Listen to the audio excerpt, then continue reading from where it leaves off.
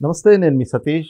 ఆంధ్రప్రదేశ్‌లో తిరుమల లడ్డు వ్యవహారం మాత్రం రోజు రోజుకి కొత్త మలుపులు తిరుగుతా ఉంది. అయితే దీనిపైన మొత్తం వైసీపీ చేస్తున్నటువంటి రాజకీయం కూడా విమర్శల పాలవుతున్నటువంటి పరిస్థితి. ప్రధానంగా చూస్తే ఈ నెల 28వ తారీఖున మరి శనివారం రోజున పూర్తిగా అన్ని దేవాలయాల్లో కూడా వైసీపీ నేతలు ప్రత్యేక పూజలు చేస్తున్నాము అంటూ ఒక పిలుపునిచ్చారు. అదే క్రమంలో జగన్మోహన్ రెడ్డి కూడా తిరుమలకి వెళ్ళబోతున్నారు అనేటువంటిది ఆ పార్టీ నుంచి ఒక ప్రకటన. మరి ఈ క్రమంలో తిరుమలకి వెళ్తున్నటువంటి జగన్మోహన్ రెడ్డి అక్కడ డిక్లరేషన్ ఇస్తారా? ఇది ప్రధానమైనటువంటి చర్చగా కూడా ఏపీలో జరుగుతూ ఉంది. ఇదే క్రమంలో ఇంకో పక్కన అసలు తిరుమల లడ్డు వ్యవహారంలో జరుగుతున్నటువంటి రాజకీయం కానీ లేదా అందులో కుట్ర జరిగిందా లేదా అనేటువంటిది కూడా తెరపైకి వస్తున్నటువంటి క్రమంలో ఈ పరిణామాలను ఎలా చూడాలి అనేటువంటి అంశాలు మనతో విశ్లేషించేందుకు ప్రముఖ రాజకీయ విశ్లేషకులు నాగార్జున గారు ఉన్నారు. సార్ నమస్తే. నమస్తే సార్, ప్రధానంగా ఏదైతే ఏపీలో రాజకీయం అంతా కూడా తిరుమల లడ్డు చుట్టూతే తిరుగుతూ ఉంది. ఇందులో అసలు కుట్ర జరిగింది అనడానికి వైవి సుబ్బారెడ్డి గారి పేరు బయటకు వస్తూ ఉంది. మరి ఈ క్రమంలోనే ఈ నెల 28వ తారీఖున వైసీపీ పిలుపునిచ్చినటువంటి ఆ ప్రత్యేక పూజల కార్యక్రమం కావచ్చు, జగన్మోహన్ రెడ్డి తిరుమల ప్రయాణం, మరి అక్కడికి ఆయన వెళ్తూ ఉన్నారు, పర్యటన, డిక్లరేషన్ ఇస్తారా? వీటన్నిటిపైన ఏం చెప్తారు? ఇవాళ మీరు అన్నట్టుగా రాష్ట్ర వ్యాప్తంగానే కాదు, దేశవ్యాప్తంగా సంచలనం సృష్టించినటువంటి సంఘటన తిరుపతి లడ్డు వ్యవహారం.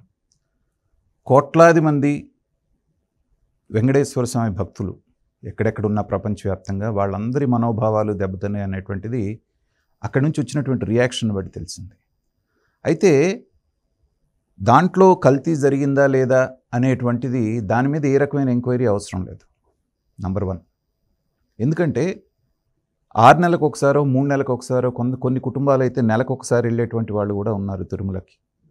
గత 3 సంవత్సరాలుగా తిరుపతి లడ్డూలో వచ్చినటువంటి మార్పుల్ని వాళ్ళు అనేక వందల కంప్లైంట్స్ వెళ్ళినాయి.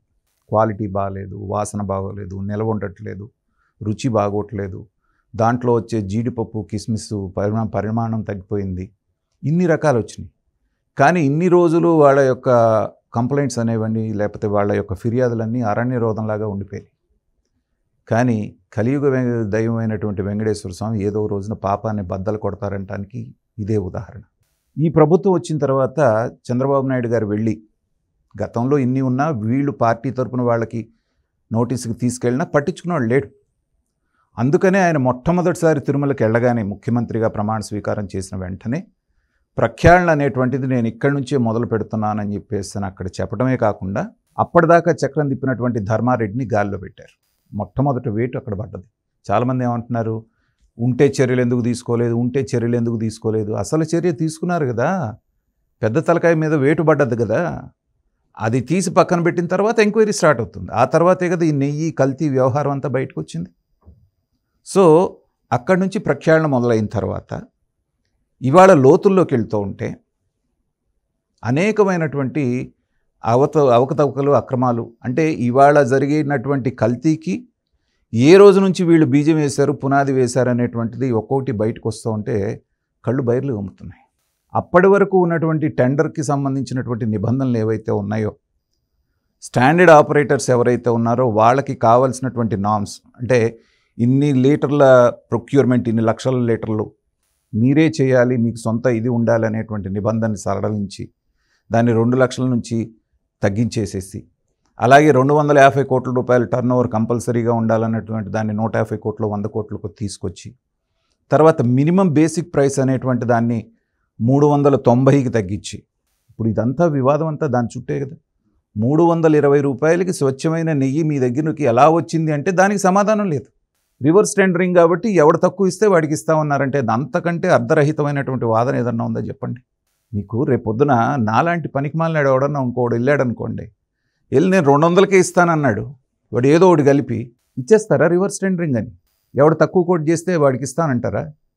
సో ఇలాంటివన్నీ అర్ధరహితమైనవి అనేకమైనటువంటివి సుబ్బారెడ్డి ఆధ్వర్యంలో జరగదనేటువంటిది తేటతెల్లం అవుతుంది. అది సిట్ అనేటువంటిది ఎప్పుడైతే వేశారో వీళ్ళ గుండెల్లో గుబులు మొదలైంది. ఫస్ట్ సుబ్బారెడ్డి గారిని విచారించారు. విచారణ సందర్భంలో వాళ్ళు అడిగినటువంటి 11 ప్రశ్నల్లో ఒక్క ప్రశ్నకు కూడా ఇతని దగ్గర సమాధానం లేదు. టెక్నికల్గా వాళ్ళు 11 ప్రశ్నలు సంధిస్తే ఒక్కదానికి కూడా సరైన సమాధానం చెప్పలేక వెంటనే సుప్రీంకోర్టు తలుపు తట్టాడు. ఏమని? మీరు వేస్తే రిటైర్డ్ సుప్రీంకోర్టు జడ్జి తోటన్నా ఒక కమిటీ వేయండి, లేదా సిబిఐ కన్నా అప్పచెప్పండి. అంటే ఈ రెండిట్లో ఏదో ఒక చర్య జరిగితే ఈ విషయం కాస్త కోల్డ్ స్టోరేజ్లోకి వెళ్ళిపోతుంది. ఒక 6 నెలల్లో, సంవత్సరం, 2 ఏళ్ళలో వాళ్ళు కాన్స్టిట్యూట్ చేసి వాళ్ళు వచ్చి చేసి సిబిఐ కేసులు ఎలా సాగుతున్నాయో మనం చూస్తున్నాం వాళ్ళకు ఉన్నటువంటి వర్క్లోడ్ దృష్ట్యా. పైగా ఇతనికి ఉన్నటువంటి కాంటాక్ట్స్ చక్కగా ఉన్నప్పుడు ఈ తిరుమల వెంకటేశ్వర స్వామిని ధర్మారెడ్డి తర్వాత సుబ్బారెడ్డి ఉపయోగించుకుని దేనికంటే వాళ్ళకు ఉన్నటువంటి పలుకుబడి పెంచుకోవడానికి. అక్కడికి దర్శనానికి వచ్చే జడ్జీలు, అక్కడికి వచ్చేటువంటి పెద్ద పెద్ద లీడర్లని వీళ్ళందరికీ సేవ చేసి వీళ్ళందరినీ ఇది చేసుకొని మనం గతంలో కూడా విన్నాం. 2 కోట్ల రూపాయల వాచి విలువ చేసేది ఒక జడ్జి గారి అబ్బాయి వివాహ వేడుకకి వెళ్ళి ఇవ్వబోతే ఆయన చీకొట్టాడు. సో ఒక పవిత్రమైనటువంటి దేవస్థానానికి ఈవోగా ఉన్నటువంటి నువ్వు ఇలాంటి బ్రోకర్ పనులేంటి? అంటే ఇలాంటివి ఎప్పుడన్నా బయటకు వస్తే వీళ్ళని కాపాడటానికి అక్కడ పనికి వస్తారేమో అన్నటువంటి ఒక పనికి మాలిన ఆలోచన. కానీ మీరు ఆటాడుతుంది అక్కడ సాక్షాత్తు కలియుగ దేవుడైనటువంటి వైకుంఠవాసుడు వెంకటేశ్వర స్వామితోటని వీళ్ళు మర్చిపోయారు. ఎందుకంటే వాళ్ళకి విశ్వాసమే లేదు. అక్కడ ఉన్నటువంటిది తిరుమల కొండల్లో ఉన్న ఒక రాళ్లలో ఇది ఒక పెద్ద రాయి అనుకుంటున్నారు అంతే. అలాంటి వాళ్ళు ఇలాంటి అరాచకాలు చేసిన తర్వాత ఇవాళ అక్కడ ఉన్నటువంటి అర్చక స్వాములు ఇప్పుడు ఇలాంటి ఘోరాన్ని పాపాన్ని వాళ్ళ చేతులతో చేయించారు. ఎలాంటి వాడైనప్పటికీ కూడా రమణ దీక్షితులు మొదటి నుంచి మొత్తుకుంటున్నాడు, ఇలా జరుగుతోంది, అనాచారం జరుగుతోంది, సమయానికి అన్నప్రసాదాలు అక్కడ స్వామిగారికి సేవలకు ఇచ్చేయటం లేదు, ఆగమశాస్త్రం మంట కలుస్తుందని చెప్పేసి ఆయన మొత్తుకున్న విన్నవాడు లేడు. ఎందుకంటే దాన్ని కూడా 2 వర్గాలకి చేసేసి అర్చక స్వాముల్లో కూడా వాళ్ళకి పెట్టేశారు. సో ఎవ్వరూ దాని మీద మాట్లాడినటువంటి ఇది లేదు. ఎవరన్నా మాట్లాడితే భక్తులు ఆగ్రహావేశాలు వ్యక్తం చేస్తే మనుషులను పెట్టి బయటికి తోయించడం.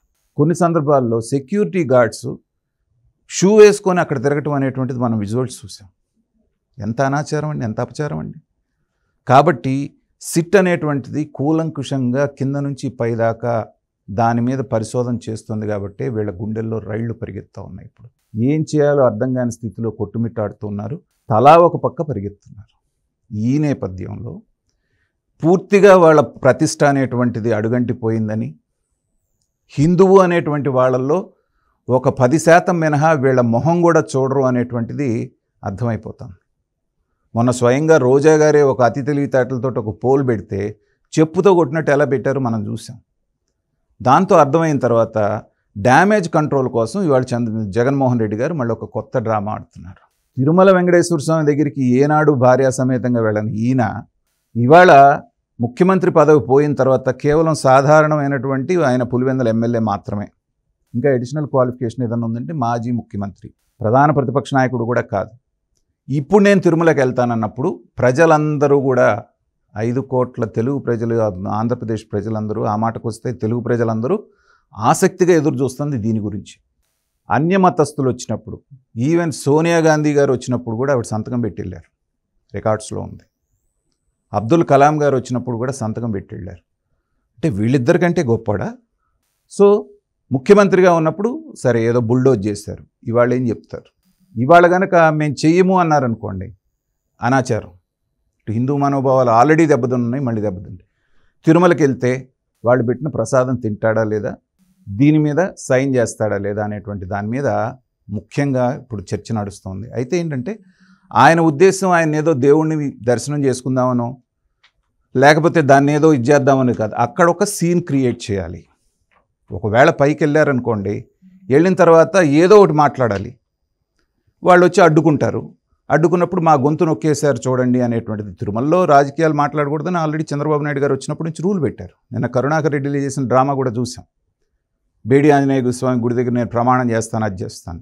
వీళ్ళకి కావాల్సింది డ్రామా. చేసిన తప్పుని బుకాయించి ఏదో రకంగా కవర్ చేసుకోవడానికి వెళ్తున్నారే కానీ వీళ్ళు ఎన్ని పిల్లి మొగ్గలేసినా ప్రజలు డిసైడ్ అయిపోయారు. మీరు ఇదనే కదా, అనేకమైన ఛానల్స్ వాళ్ళు తిరుమల కొండ మీదకి వెళ్ళి ఇంటర్వ్యూ చేస్తున్నారు. ఏ భక్తుడైనా కలవలేదని మేము అనుకుంటున్నాం అని చెప్తున్నారా? పిచ్చి తిట్లు తిడుతున్నారు. ఇప్పటికైనా చేసింది పొరపాటు అయిపోయింది, తెలుసో తెలియకో అని చెంపలేసుకుంటే మన ప్రజలకి క్షమాగుణం ఎక్కువ ఉన్నటువంటి వాళ్ళు, హిందువులు ముఖ్యంగా, మిమ్మల్ని కొంచెం అన్న క్షమిస్తారు. లేదు నేను ఇలాగే తిరుమల కొండని అడ్డాగా తీసుకొని మళ్ళీ రాజకీయం చేస్తానంటే అధపాతాళానికి, అటు దేవుడు మిమ్మల్ని ఆల్రెడీ తొక్కేశారు, ప్రజలు కూడా మిమ్మల్ని అధపాతాళానికి తొక్కేటువంటి రోజు అతి దగ్గరలోనే ఉంది. అది జగన్మోహన్ రెడ్డి గారు గమనిస్తే మంచిది. రైట్, ఇది చూస్తున్నాం కదా, చేసిన తప్పును కప్పిపుచ్చుకునేటువంటి చర్యలో భాగంగానే ఇప్పుడు జగన్మోహన్ రెడ్డి కానీ వైసీపీ కానీ కొత్త నాటకానికి తెరతీసినట్టుగా కనిపిస్తోంది.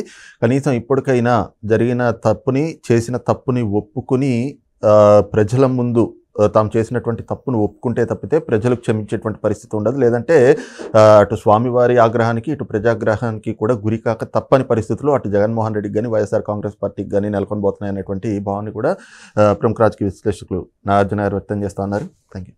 నమస్తే.